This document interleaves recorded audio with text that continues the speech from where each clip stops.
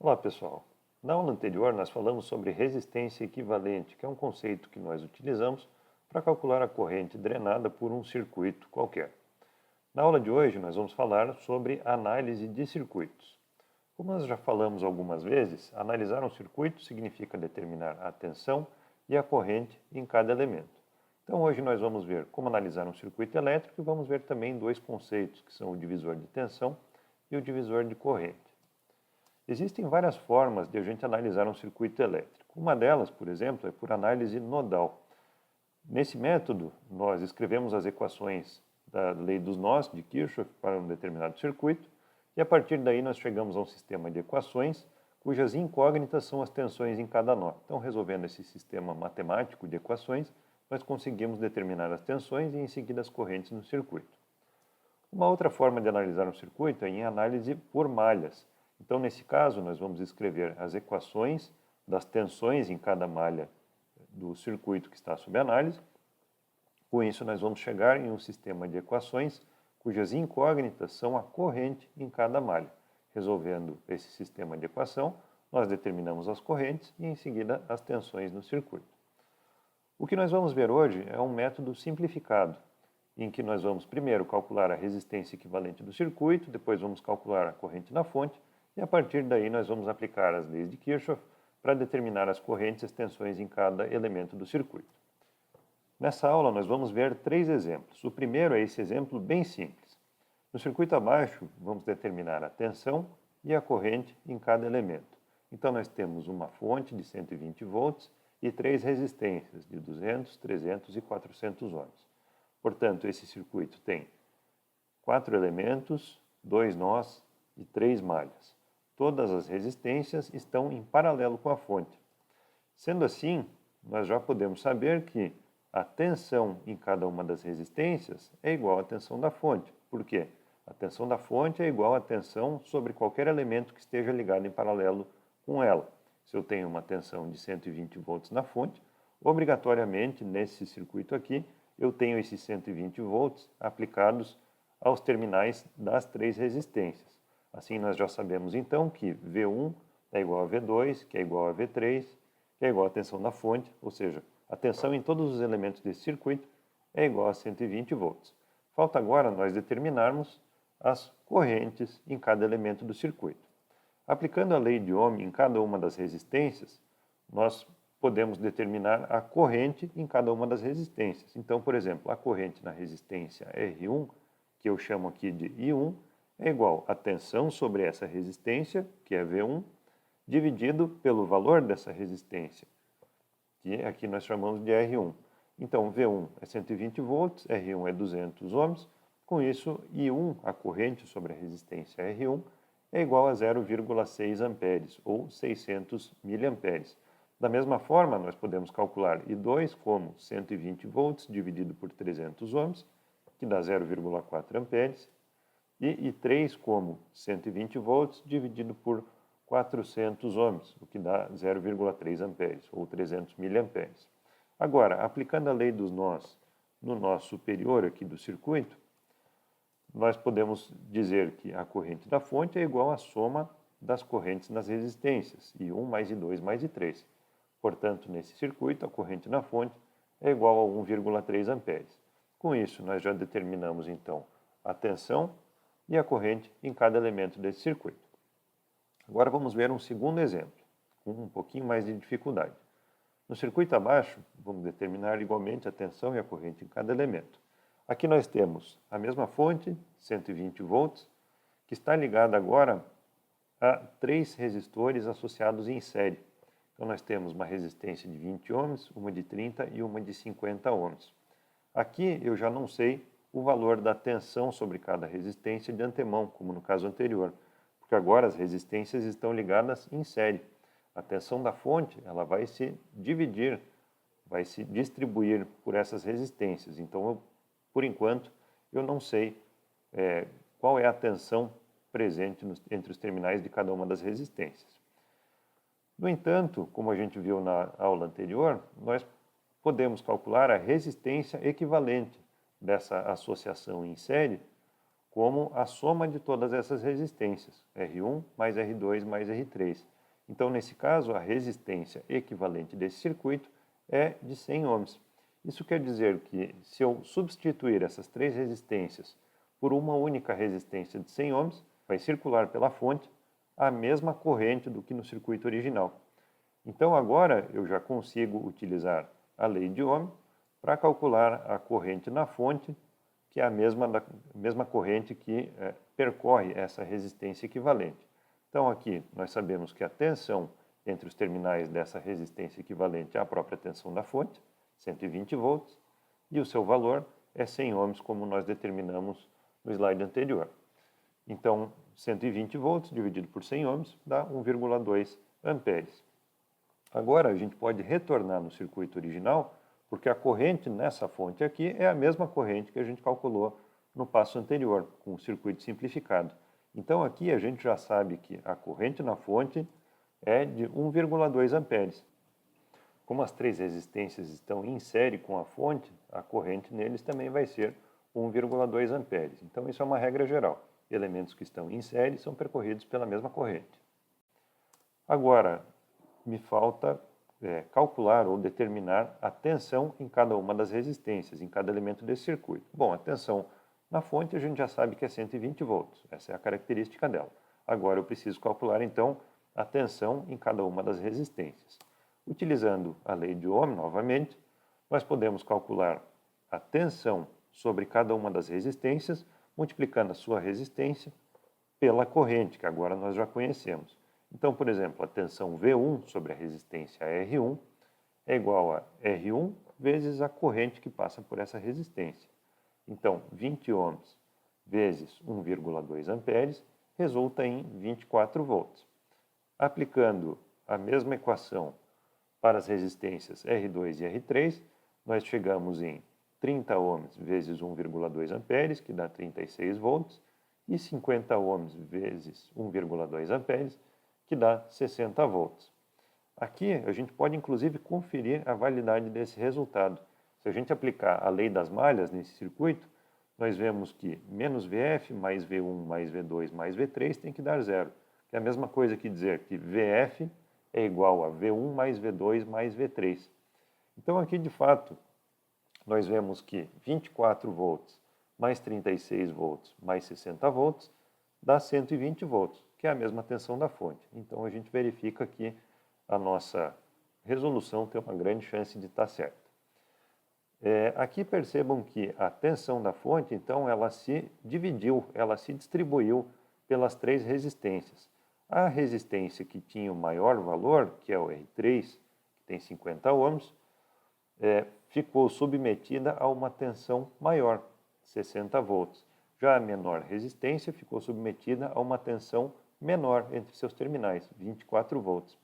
A gente pode generalizar esse resultado por uma regra que a gente chama de divisor de tensão. Então, quando a gente tem um circuito em série, formado aqui por qualquer número de resistências, esse circuito ele se comporta, do ponto de vista ali dos seus dois terminais, como uma única resistência, cujo valor equivalente é igual à soma de todas as resistências que estão associadas em série. Portanto, se eu aplico uma tensão entre os terminais dessa associação, essa tensão eu vou chamar de VT, vai circular então por esses resistores uma corrente IT, que é igual a tensão dividido pela resistência equivalente, ou seja, a soma de todas as resistências. Agora, essa corrente IT é a mesma em todas as resistências, como a gente viu no caso anterior, quando a gente tem uma associação em série. Então, aplicando a lei de Ohm em cada uma dessas resistências, nós vemos que a tensão entre os terminais de cada uma das resistências é igual à sua resistência vezes a corrente. Substituindo nessa equação aqui aquela expressão para a corrente total que nós obtivemos anteriormente, nós chegamos nessa expressão, que agora a gente vai olhar com mais calma. Então aqui a gente tem a tensão total, que foi aplicada à totalidade dessa associação em série, né, a todos esses resistores em série. E aqui, entre parênteses, nós temos um termo que é igual à resistência, que nós estamos analisando, dividido pela resistência total, ou seja, a soma de todas as resistências. Isso quer dizer que a tensão que aparece entre os terminais de cada uma das resistências que estão associadas em série é proporcional ao valor dessa resistência com relação à totalidade de todas as resistências. Em outras palavras, por exemplo, se o valor da resistência R1 corresponder, por exemplo, a 10% da resistência total, então a tensão sobre os terminais de R1 vai ser 10% da tensão total. O mesmo vale aqui para todas as resistências. Então, em uma associação de resistências em série, a corrente em todos os elementos é a mesma e a tensão sobre cada elemento é proporcional à resistência de cada elemento. A tensão se distribui proporcionalmente aos valores das resistências. Aplicando esse conceito que nós vimos agora de divisor de tensão ao exemplo anterior, nós podemos calcular a tensão sobre cada resistência diretamente, sem calcular a corrente.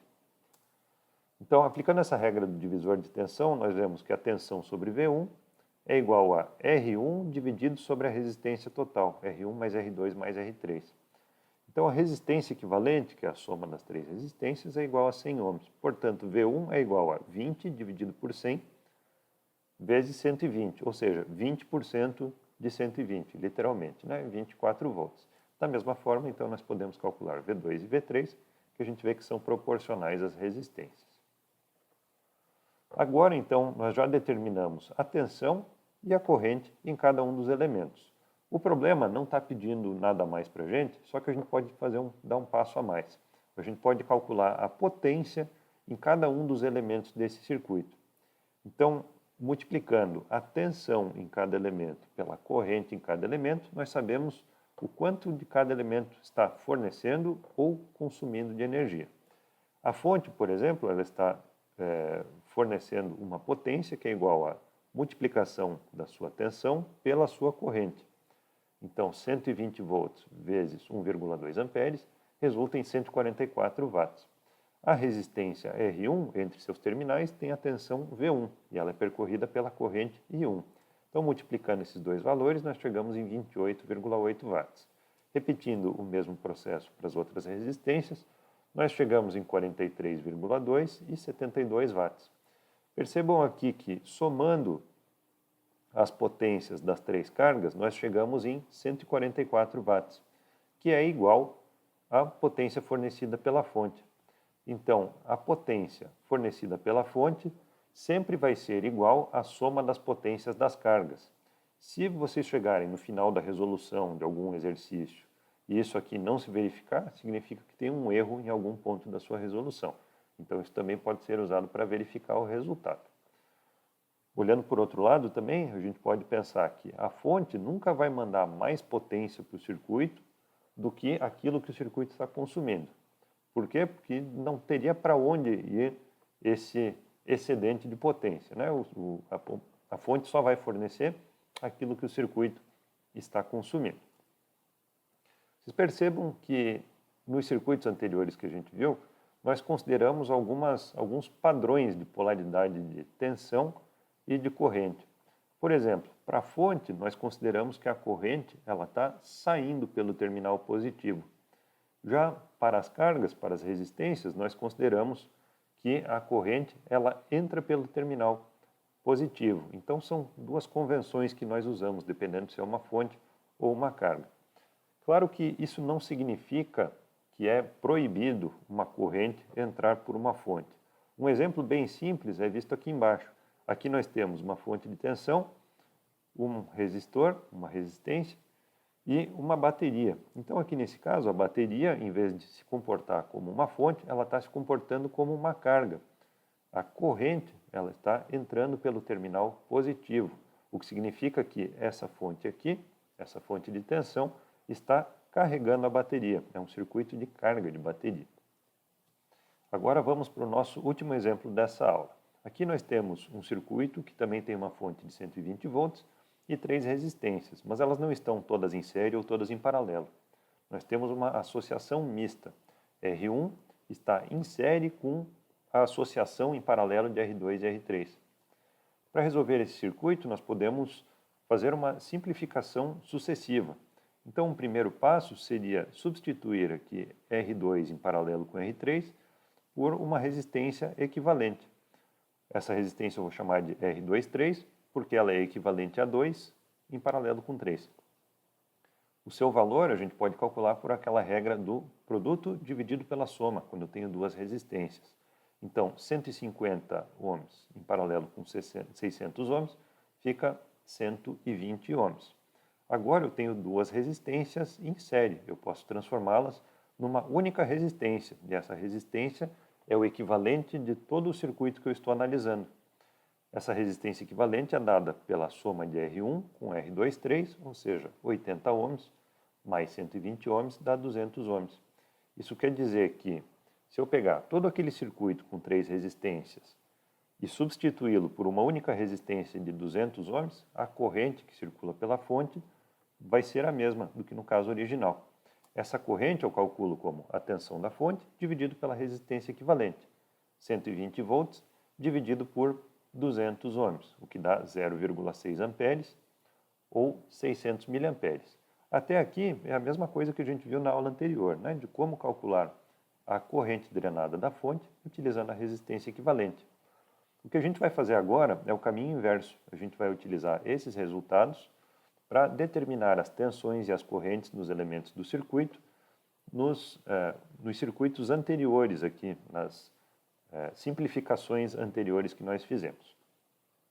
A corrente na fonte aqui desses três circuitos é a mesma, porque todas as resistências aqui são equivalentes, ou seja, elas produzem a mesma circulação de corrente na fonte. Quer dizer então que essa corrente IF, na segunda etapa aqui da minha simplificação, também é 0,6 amperes. Como os três elementos aqui estão em série, a corrente nos três é a mesma. Então, I1 é igual a I23 e todos são 0,6 amperes. Com essas correntes, utilizando a lei de Ohm, eu consigo também calcular as tensões V1 e V23. Então, é resistência vezes a corrente em cada um desses elementos. Então, a tensão sobre R1 vai ser 48 volts, que é 80 ohms, vezes 0,6 amperes. E a tensão nos terminais aqui de R23 vai ser a sua resistência vezes a corrente, ou seja, 120 ohms vezes 0,6 amperes, que dá 72 volts.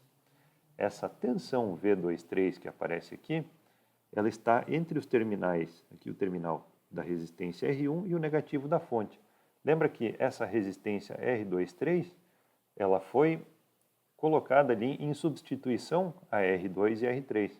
Portanto, essa tensão V23, ela aparece lá no circuito original, entre os mesmos terminais também, dessa associação em paralelo. Isso quer dizer que V23, essa tensão V23 que nós já calculamos, que é 72 volts, ela também é a tensão sobre V2, e como V2 está em paralelo com, como R2 está em paralelo com R3, as tensões V2 e V3 são iguais, elementos em paralelo, mesma tensão. Então, V2 é igual a V3, que é igual a esse V23 que a gente já determinou, que é 72 volts. Como eu já sei a tensão sobre essas resistências R2 e R3, eu também consigo calcular as correntes I2 e I3, utilizando a lei de Ohm, tensão dividido por resistência. Então, a corrente I2 sobre a resistência R2 é 72 volts, dividido por 150 ohms, que dá 0,48 amperes, ou 480 miliamperes. Da mesma forma, I3 é 72 volts dividido por 600, que dá 0,12 amperes. Como resultados aqui, então, nós já temos a tensão sobre todos os elementos do circuito e também a corrente. Percebam uma coisa, aqui nessa associação em paralelo, nós temos uma corrente de 0,6 entrando aqui nessa associação e essa corrente ela se subdivide. 0,48 amperes passam por R2, que tem uma resistência de 150 ohms. 0,12 amperes passam por R3, que tem uma resistência de 600 ohms. Então, notem que R3 tem uma resistência 4 vezes maior do que R2. R2 é percorrido por uma corrente 4 vezes maior do que R3. Então, na associação em paralelo, a corrente ela se divide de forma inversamente proporcional à resistência dos caminhos. Aquela resistência menor vai ser percorrida por uma corrente maior e vice-versa. Esse resultado nós também podemos generalizar numa regra que nós chamamos de divisor de corrente. Então, quando a gente tem um circuito em paralelo, não importa com quantas resistências, né? Aqui nós estamos mostrando só 3. Quando esse circuito ele é percorrido então por uma corrente que eu estou chamando de IT, corrente total, essa corrente enxerga esse circuito como se fosse uma única resistência. Então, aparecem entre os terminais dessa resistência equivalente, ou também do circuito original, uma tensão que eu vou chamar de VT. Essa tensão VT ela é igual à corrente vezes a resistência equivalente dessa associação de resistores. A tensão em cada uma das resistências é igual, porque todas estão em paralelo. E a corrente em cada uma das resistências vai ser, então, essa tensão dividido por aquela resistência. Portanto, nós podemos escrever a equação de cada uma das correntes como a corrente total vezes a resistência equivalente dividido pela resistência daquele caminho. Com isso, nós temos, então, uma corrente que ela é inversamente proporcional à resistência de cada caminho. O mesmo nós podemos fazer aqui para as correntes I2 e 3 e assim por diante. Então, numa associação em paralelo, a tensão em todos os elementos é a mesma, porque eles estão em paralelo, estão ligados aos mesmos 2 pontos do circuito, mas a corrente em cada elemento é inversamente proporcional à sua resistência. Quanto maior a resistência, menor a corrente, e também vice-versa. Nós podemos então utilizar essa regra do divisor da corrente e aplicá-la no caso do exemplo anterior.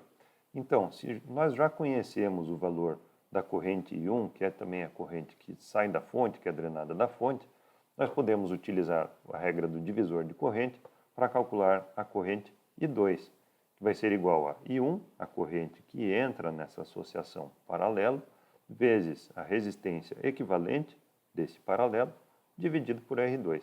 Então, isso vai dar 0,48 amperes, que é o mesmo resultado que a gente chegou na abordagem anterior. E a corrente 3, também da mesma forma, vai ser 0,6 amperes, que é a corrente I1, vezes essa resistência equivalente, R23, dividido por R3. Com isso, a gente vai ter 0,12 amperes. 0,12 mais 0,48 dá os 0,6 amperes, que são a corrente I1. Portanto, isso obedece à lei dos nós e parece que está certo, né? Esse exemplo também pode ser resolvido por um caminho alternativo. Ele começa da mesma forma do que a abordagem que nós vimos anteriormente. Então, ele começa resolvendo a resistência equivalente do circuito e calculando a corrente na fonte. Como a fonte está em série com R1, a resistência R1 é percorrida pela mesma corrente de 0,6 amperes. Isso permite calcular também a tensão sobre a resistência R1 da mesma forma que na abordagem anterior. Aqui que entra a diferença. Se eu aplicar a lei das malhas na malha da esquerda, eu vejo que menos VF mais V1 mais V2 é igual a zero.